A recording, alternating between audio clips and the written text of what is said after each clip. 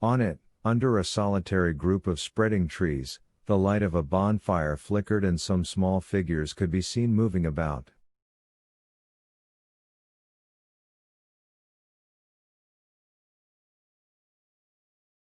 It seemed to Margarita that some nagging, merry little tune was coming from there. Further off, as far as the eye could see, there was no sign of habitation or people on the silvered plain.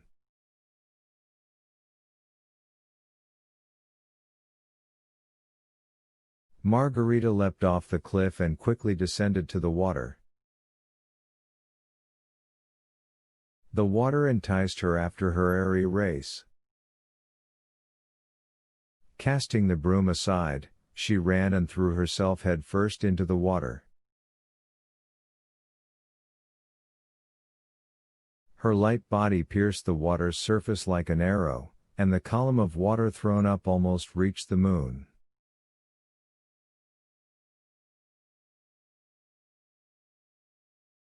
The water turned out to be warm as in a bathhouse, and, emerging from the depths, Margarita swam her fill in the total solitude of night in this river.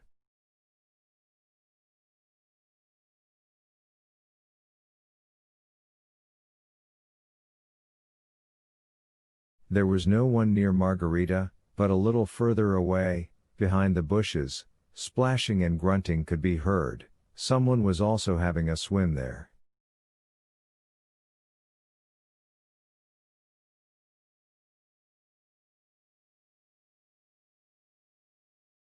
Margarita ran out onto the bank. Her body was on fire after the swim. She felt no fatigue, and was joyfully capering about on the moist grass. Suddenly she stopped dancing and pricked up her ears.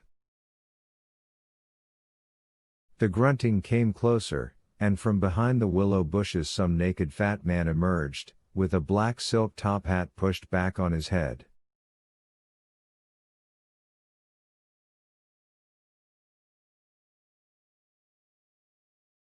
His feet were covered with slimy mud, which made it seem that the swimmer was wearing black shoes.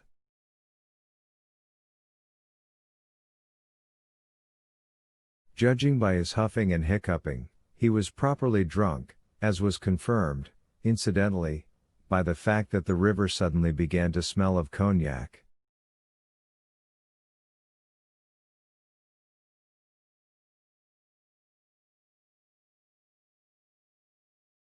Seeing Margarita, the fat man peered at her and then shouted joyfully. "What's this? Who is it I see? Claudine, it's you, the ungrieving widow.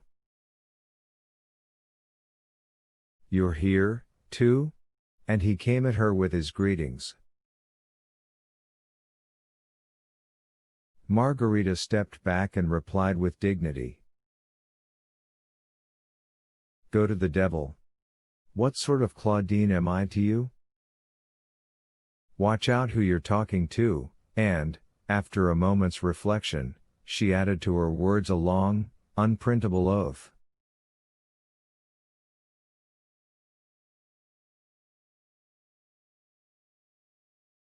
All this had a sobering effect on the light-minded fat man. "Ah!" he exclaimed softly and gave a start. "Magnanimously forgive me, bright Queen Margot.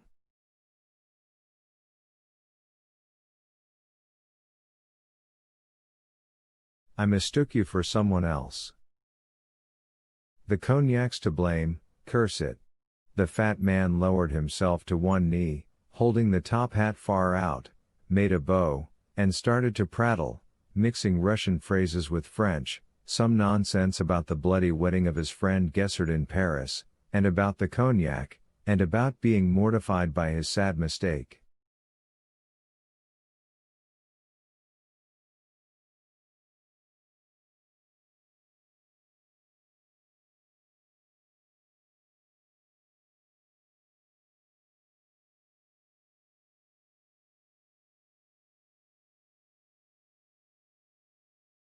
"Why don't you put your trousers on, you son of a bitch?"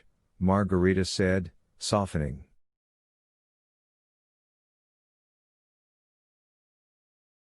The fat man grinned joyfully, seeing that Margarita was not angry, and rapturously declared that he found himself without trousers at the given moment only because in his absent-mindedness he had left them on the Yenisei River, where he had been swimming just before, but that he would presently fly there, since it was close at hand, and then, entrusting himself to her favor and patronage, he began to back away and went on backing away until he slipped and fell backwards into the water.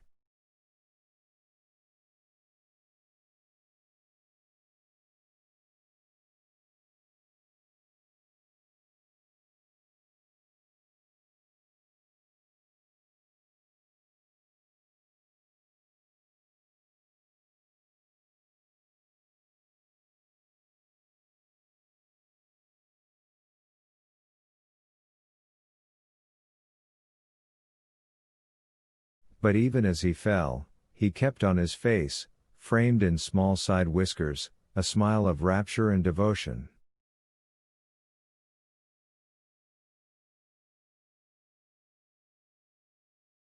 Here Margarita gave a piercing whistle and, mounting the broom that flew up to her, crossed to the opposite bank of the Fiver.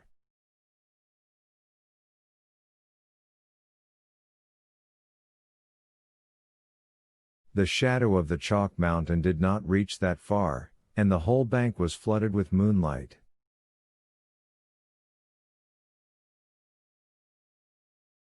As soon as Margarita touched the moist grass, the music under the pussy willows struck up louder, and a sheaf of sparks flew up more merrily from the bonfire.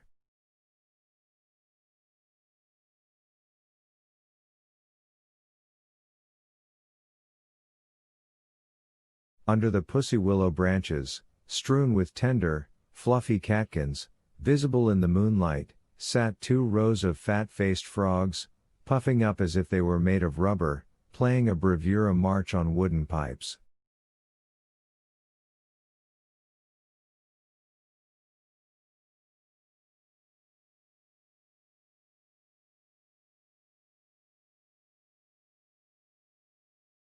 Glowing marsh lights hung on willow twigs in front of the musicians, lighting up the music. The restless light of the bonfire danced on the frogs' faces.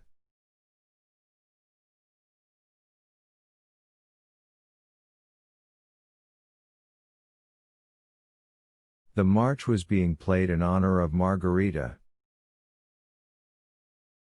She was given a most solemn reception. Transparent naiads stopped their round dance over the river and waved weeds at Margarita, and their far audible greetings moaned across the deserted, greenish bank.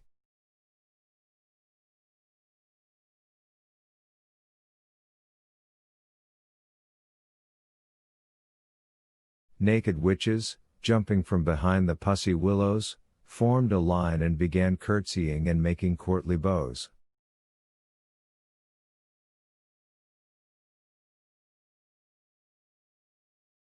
Someone goat-legged flew up and bent to her hand, spread silk on the grass, inquired whether the queen had had a good swim, and invited her to lie down and rest.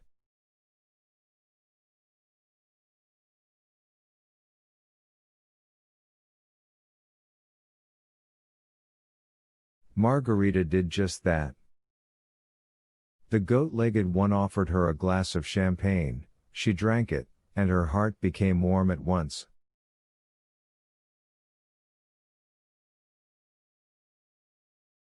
Having inquired about Natasha's whereabouts, she received the reply that Natasha had already taken her swim and had flown ahead to Moscow on her hog, to warn them that Margarita would soon arrive and to help prepare her attire.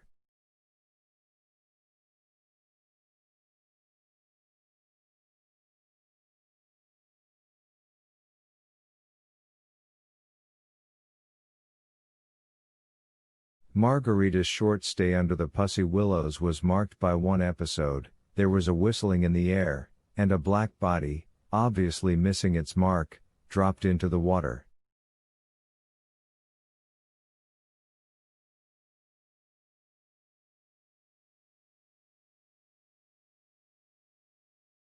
A few moments later there stood before Margarita that same fat side whiskerist who had so unsuccessfully introduced himself on the other bank.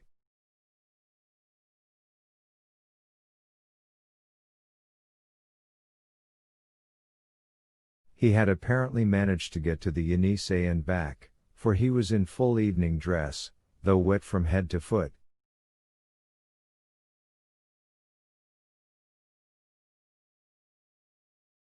The cognac had done him another bad turn. As he came down, he landed in the water after all.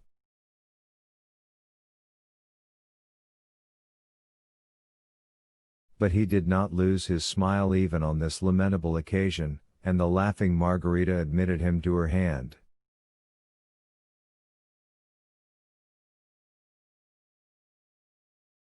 Then they all started getting ready.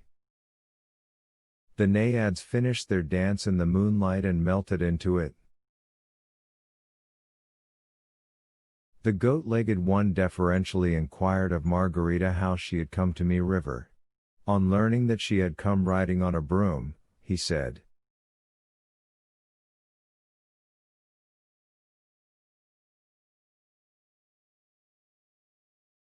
"Oh, but why, it's so inconvenient." He instantly slapped together some dubious-looking telephone from 2 twigs, and demanded of someone that a car be sent that very minute, which, that same minute, was actually done.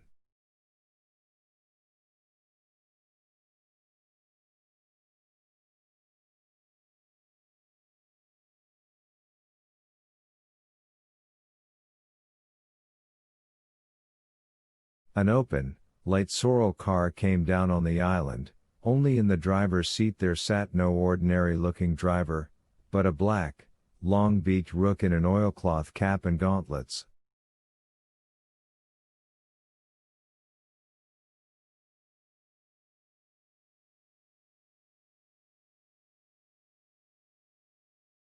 The little island was becoming deserted. The witches flew off, melting into the moon blaze. The bonfire was dying down, and the coals were covering over with hoary ash. The goat-legged one helped Margarita in, and she sank onto the wide back seat of the sorrel car.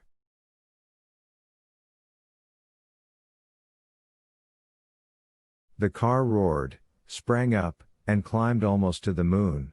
The island vanished, the river vanished. Margarita was racing to Moscow.